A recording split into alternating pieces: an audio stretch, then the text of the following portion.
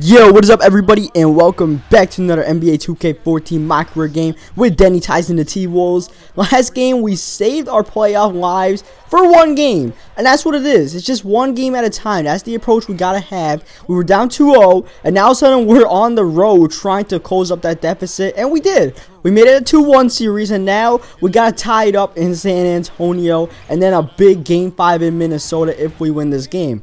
If we lose it, then all of a sudden it's 3-1 and it's really hard to come back. Only of what 8 teams have ever come back from a 3-1 deficit in a 7-game playoff series before, so it's not really looking too great for us. So we just gotta, we can't worry about going down 3-1. We just gotta take it one game at a time, and that's what it'll take. And it's pretty much guaranteed this series is gonna be at least 5 games since we won that game. Hopefully we can make it at least a 6-game series by just winning straight out. And early on, Denny Tice was doing whatever he could. Denny not too aggressive early on these games, but in this game definitely coming out firing with his team's playoff lives on the line, getting that assist there to Gerald Henderson. Gerald Henderson also stepping up his game early on. Denny Tice getting the steal, throwing up the lob to Chase Buninger, who puts it down, flushing it down with 2 hands there. And we got a nice 12-point lead early on. And there's Gerald Henderson on the steal, running the break. And Denny is the receiver on the break. Usually Denny's the facilitator pretty much every single time. But there,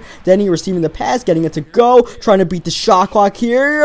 And down, Denny Tice. Big shot there. And that made it a 14-point game. And it wasn't really too much offense. I mean, it was offense, but at the same time, it was our defense limiting to about 18 points in that first quarter. That was some pretty good work. Though there you see Pekovic losing the ball, and eventually it bounces to Kawhi Leonard, and Leonard on the break. No one picks up Splitter. Then all of a sudden, no one picks up, oh my goodness, DeColo. But DeColo gets rejected by Denny, and eventually they work the clock, worked the ball to DeColo, who knocks down a huge shot there.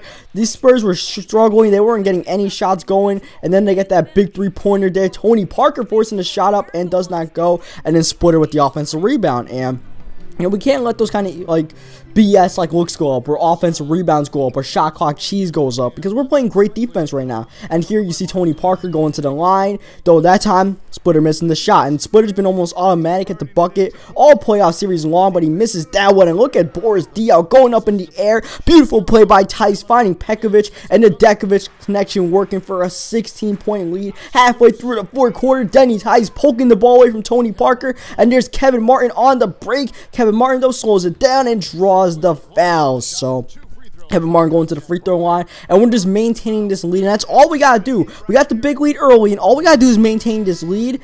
But unfortunately, when we go to the bench, we lose quite a bit of that lead. It ends up being a 9-point game going to halftime, but we still have almost a double-digit lead. So, we're just going to come out playing the way we did in the first half. Denny Tice being aggressive like he was in the first half and knocking down a 3-pointer. You see Denny 9 for 13. Huge game for Denny so far. There was him Duncan getting that awkward shot to go. The assist numbers usually, Denny's around double digits in assists at this point, but we're at about 9, and early on, I wasn't even dishing too much. I was just taking my shots here, pulling up, knocking down. Parker leaves me too much space. I'm going to take that shot. It's close to the rim. High percentage shot. Get that to go. Tim Duncan was getting his own version of high percentage shots. He was unstoppable. 6 for 6. I said it earlier. Tim Duncan was unstoppable, especially in game 2. I need to strip him in the post. Didn't really get to do it too much in this game because Duncan would just make some quick moves, and he would just make some tough shots they just wouldn't expect him to make, as Denny drives to the paint there for the layup. So we definitely got to find a way to stop Duncan, and then the Spurs got to stop Denny Tice. And there's Duncan again, 7 for 7 in the game, continuing to one-hand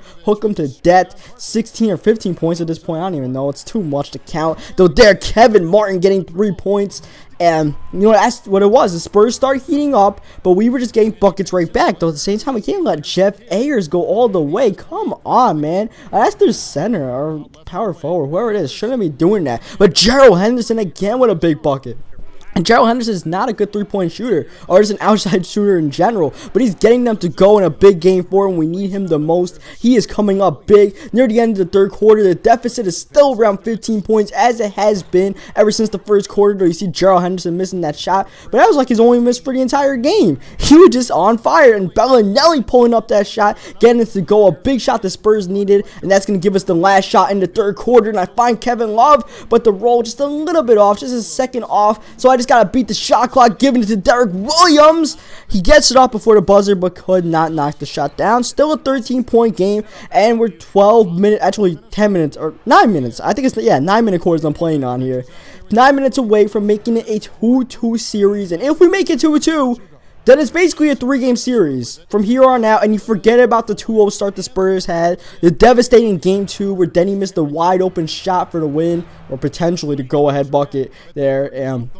You know, it's a 3-game series, and we have home court advantage in that 3-game series if we can get it there. And here you see Denny driving it, got both the big men stuck in the paint, and then leaves Derek Williams playing power forward wide open. And that's just the power of pushing the ball in transition as we do there. And Denny trying to help out, man. I was trying to strip the ball. I tried to jump in the air with Duncan, but Duncan still makes the bucket. And here Denny Tice coming right back with a 3-pointer, and we are just combating their offense with offense of our own, and it's just our game to lose right now. We just have a 22-point lead, pretty much an insurmountable lead unless the Spurs just go on some horrifically bad, like we just play some horrifically bad offense. We turn the ball over a lot, so the clock is definitely our friend. You see the play clock down to 7 seconds before we get Gerald Henderson the bucket.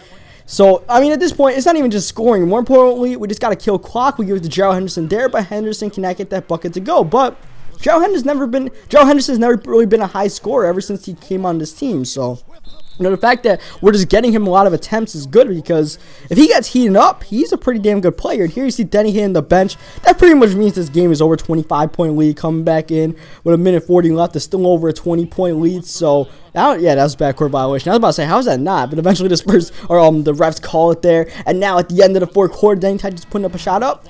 Doesn't really matter because the game is over. And now it's a 2-2 series. And Game 5 in Minnesota will be huge.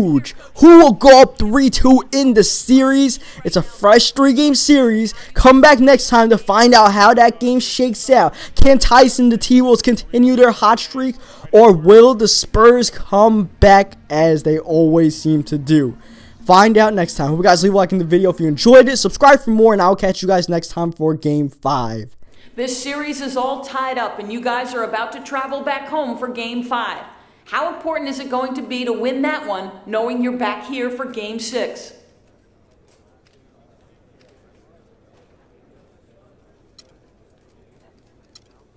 We got to win the game.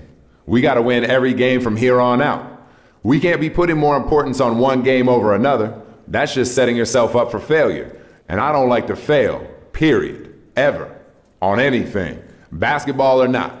Failure is not an option. Not for me, man. Not at all. No way. Just for the other team. And often you guys. I'm just playing.